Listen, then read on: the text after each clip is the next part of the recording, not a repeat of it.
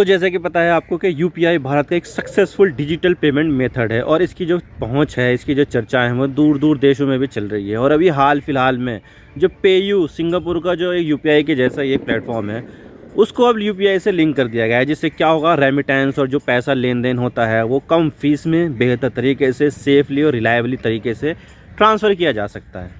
तो आज इसके बारे में पूरी डिटेल के साथ बात करते हैं कि यूपीआई और पे नाउ का जो लिंकेज है उससे क्या बेनिफिट है और ये पे नाउ क्या है। आज इसके बारे में पूरी डिटेल के साथ बात करें, लेकिन उससे पहले अगर आप चैनल पर नए हो तो चैनल सब्सक्राइब जरूर कर देना, वीडियो को लाइक करो या डिसलाइक करो, लेकिन चैनल सब्सक्राइब जरूर कर देना। तो चलिए वीडियो का आगाज़ करते हैं। तो बात करते हैं मामला क्या और हम इसके बारे में क्यों बात करें। तो देखिए, भारत का सबसे सफल पेमेंट सिस्टम अगर किसी चीज़ को माना जाता है तो वो है यूपीआई, यानी कि यूनिफाइड पेमेंट इंटरफेस। और इसके अलावा बाकी के जो दूसरे पेमेंट सिस्टम है, जैसे कि एनईएफटी है, रुपे डेबिट कार्ड है, आईएमपीएस है और बाकी के जो दूसरे डिजिटल पेमेंट सिस्टम है, वो इतने ज़्यादा सफल नहीं हो पाए हैं जो यूपीआई को मिली है सफलता। भारत के टोटल डिजिटल ट्रांजैक्शन में यूपीआई सबसे बड़ा कंट्रीब्यूटर है और 50% से भी ज़्यादा पेमेंट यूपीआई के ज़रिए की जाती है। तो आप खुद ही से देख सकते हैं कि यूपीआई कितना बड़ा सक्सेस है। और इतने नहीं, अगर आप कहीं पर जाओगे और एक चाय वाली टपरी से चाय भी पियोगे ना, तो उस चाय वाले के पास भी यूपीआई का क्यूआर कोड होगा, जिसको स्कैन करने से आसानी से आप चाय का पेमेंट कर सकते हो। और अब इसकी इतनी डिमांड भारत नहीं बल्कि विदेशों में भी बढ़ रही है। और अब सिंगापुर में यूपीआई की तरह चलने वाला सिस्टम पे नाउ अब भारत के यूपीआई से इंटीग्रेट हो गया है, ताकि सिंगापुर से भारत और भारत से सिंगापुर फंड ट्रांसफ़र आसानी से किया जा सके, वो भी कम से कम फीस में, बहुत ही रिलायबल, सेफली और बहुत ही तेज़ी के साथ। आप देख सकते हैं news 18, UPI is goes international as India's digital payment system gets link to Singapore PayNow, यानी कि यहाँ पर यूपीआई जो है इंटरनेशनल हो गया है, क्योंकि इंडिया का जो डिजिटल पेमेंट सिस्टम है यूपीआई, वो सिंगापुर के पे नाउ से लिंक हो गया है। और इसी के साथ ही Moneycontrol India Singapore to launch cross border linkage between UPI and PayNow today, यानी कि आज से यहाँ पर 21 फरवरी से इंडिया और सिंगापुर के बीच क्रॉस बॉर्डर लिंकेज करने के लिए यूपीआई और पे नाउ लिंक हो गए हैं, ताकि दोनों देशों में आसानी से फंड ट्रांसफ़र किया जा सके। और इसके लिए आरबीआई के गवर्नर शक्तिकांत दास और सिंगापुर की मॉनिटरी अथॉरिटी ऑफ सिंगापुर के मैनेजिंग डायरेक्टर रवि मेनन ने इसे लॉन्च कर दिया है। रवि मेनन ये भी इंडियन ओरिजिन के ही हैं, तो आपको कुछ सोच सकते हैं कि भाई इंडिया के लोग जो है बहुत दूर दूर तक और बहुत ही बड़ी बड़ी पोस्ट पर मिलेंगे। मैं आपको बता दूं कि जिस तरह भारत में जो सेंट्रल बैंक है उसे आरबीआई कहते हैं, रिजर्व बैंक ऑफ इंडिया, जो पूरी मॉनेटरी पॉलिसी बनाती है, और ठीक इसी तरह से सिंगापुर का जो सेंट्रल बैंक है उसे मॉनेटरी अथॉरिटी ऑफ सिंगापुर पे कहते हैं। तो दोनों देशों के सेंट्रल बैंक ने मिलकर इस नए सिस्टम को लॉन्च कर दिया है। और इस पूरे लॉन्च इवेंट में मोदी जी और सिंगापुर के पीएम ली लूंग भी अवेलेबल थे, लेकिन वीडियो कॉन्फ्रेंसिंग के जरिए। लेकिन अब ये देख लेते हैं कि वहाँ पर क्या हो रहा है और इसका क्या मतलब है भाई। तो देखिए, मुझे आपको यूपीआई के बारे में बताने की कोई ज़रूरत भी नहीं है।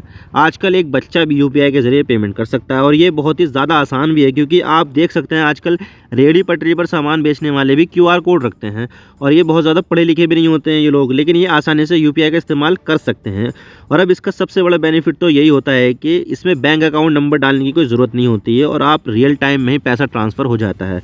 और ये इतना ईजी है कि हर कोई इसका इस्तेमाल कर रहा है और इसकी अवेलेबिलिटीज़ ही यूपीआई को मोस्ट सक्सेसफुल बनाती है भाई। हर जगह आपको अवेलेबल मिल जाएगा और इस चीज़ से ये इतना ज़्यादा सफल हो पा रहा है। और जिस तरह से भारत में यूपीआई काम करता है, ठीक उसी तरह से सिंगापुर में पे नाउ काम करता है। और पे नाउ के क्यूआर कोड भी आपको सिंगापुर में जगह जगह देखने को मिलेंगे और ये भी बैंक के बैलेंस का इस्तेमाल करके पेमेंट किया जाता है, और वो भी रियल टाइम में। और जिस तरह से हम बिना अकाउंट नंबर डाले भी पैसा ट्रांसफ़र करते हैं यूपीआई की मदद से, ठीक इसी तरह से सिंगापुर में भी पे नाउ के ज़रिए आसानी से बिना कोई अकाउंट नंबर डाले बस पे नाउ आईडी के ज़रिए फ़ंड ट्रांसफ़र आसानी से किया जा सकता है। तो आप कह सकते हैं कि जो पे नाउ है वो सिंगापुर का यूपीआई है, क्योंकि ये यूपीआई से पूरी तरह से सिमिलर है। लेकिन अब सवाल ये आता है कि यूपीआई और पे नाउ को क्यों लिंक किया जा रहा है। तो देखिए, हम भारत में रहते हैं और भारत में कहीं पर भी पैसा ट्रांसफ़र कर सकते हैं, वो तो ठीक है, क्योंकि ये काम हम अपने देश में ही कर रहे हैं और पूरे देश का सिस्टम भी एक ही जैसा होता है, तो आसानी से ऐसा हम कर पाते हैं। लेकिन प्रॉब्लम तब आती है जब हम किसी दूसरे देश में पैसा ट्रांसफ़र करते हैं। ये इतना ट्रांसपेरेंट नहीं होता है और ऐसा करना महंगा भी होता है, और सिर्फ कुछ कंपनियाँ ही ऐसा करती हैं। जैसे आपने नाम सुना होगा वेस्टर्न यूनियन का या फिर मनीग्राम का। ये कंपनियां पैसा ट्रांसफ़र तो करती है, लेकिन उसके बदले में अपना मोटा कमीशन भी काटती है। तो इन कंपनियों के ज़रिए पैसा ट्रांसफ़र करना काफ़ी ज़्यादा महंगा होता है और पैसा हाथों हाथ भी नहीं पहुंचता है। पैसा पहुंचने में भी काफ़ी ज़्यादा टाइम लगता है। तो ऐसे में यहाँ पर ऐसे सिस्टम की ज़रूरत थी जो रियल टाइम में और बेहद ही कम फीस में पैसा ट्रांसफ़र कर सके। तो इस चीज़ को देखते हुए यहाँ पर अभी फ़िलहाल तो भारत ने सिंगापुर की पे नाउ से लिंक किया है, ताकि दोनों देशों के बीच ट्रांसपेरेंट तरीके से रियल टाइम में और कम फीस में पेमेंट कर सके। और ऐसा नहीं है कि ये सब अभी हो रहा है, बल्कि यूपीआई और पे नाउ को इंटीग्रेट करने की शुरुआत तो सितंबर 2021 से ही हो गई थी, 1.5 साल पहले, ताकि लोगों को एक transparent cross border money transfer की सुविधा दी जा सके। और पिछले 1.5 सालों से दोनों सिस्टम की टेक्निकल चीज़ों को सॉर्ट आउट किया गया कि भाई क्या क्या दिक्कत थी, दोनों को लिंक करने में क्या क्या प्रॉब्लम आ रही है, वो सब देखा गया। और अब हमें फाइनली मिल गया है इन दोनों का सिस्टम का इंटीग्रेशन। क्योंकि मैं आपको बता दूं कि इंडिया में बहुत सारे लोग सिंगापुर में व्यापार करने, घूमने, नौकरी करने जाते हैं, तो उन्हें तो ऐसा सिस्टम चाहिए जिससे वो आसानी से पैसा भेज सके अपने घर और भारत से मंगवा भी सके। तो दोनों तरफ के लोगों के लिए अब बेहतर तरीके से फंड ट्रांसफ़र की सुविधा अवेलेबल हो गई है। लेकिन अब सवाल ये आता है कि इससे लोगों को क्या फ़ायदा हो सकता है। तो देखिए, ये दोनों ही मॉडर्न पेमेंट सिस्टम है, यूपीआई और पे नाउ दोनों ही। लेकिन पहले दोनों ही सिस्टम अलग अलग होते थे, पे नाउ अलग और यूपीआई अलग। और अब दोनों सिस्टम के मिल जाने से अब दोनों देशों के लोग इंस्टेंट पेमेंट के साथ साथ लो कॉस्ट में भी कर सकते हैं पेमेंट, बिना किसी दूसरे सिस्टम से होकर जाने से।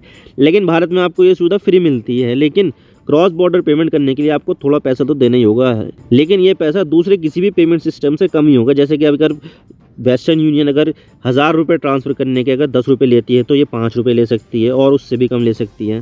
पहले क्या होता था कि अगर किसी के पास पेटीएम का क्यूआर कोड है तो उसे पेटीएम से ही स्कैन करके पेमेंट की जाती थी। लेकिन अब ऐसे क्यूआर कोड आ गए हैं कि आपके पास अगर गूगल पे या फ़ोन पे भी है ना, तो आप किसी भी यूपीआई क्यूआर कोड पर पेमेंट कर सकते हैं। और ठीक इसी तरह से अब ये सिस्टम सिंगापुर के पे नाउ के साथ भी इंटीग्रेट हो गया है और इसका फ़ायदा सबसे ज़्यादा इंडियन लोग उठाएंगे और वहाँ से पैसा कमाकर भारत आसानी से और कम फीस में भेज पाएंगे। और अब अगर मैं रेमिटेंस की बात करूँ तो भारत में जितना भी रेमिटेंस आता है उसका 5.7% सिर्फ सिंगापुर से ही आता है, जो काफ़ी ज़्यादा इंपॉर्टेंट है। और इतना सारा रेमिटेंस के लिए भारतीय लोगों को एक सेफ, रिलायबल, फास्ट और कम फीस वाले पेमेंट सिस्टम की तलाश थी, जो अब पूरी हो चुकी है।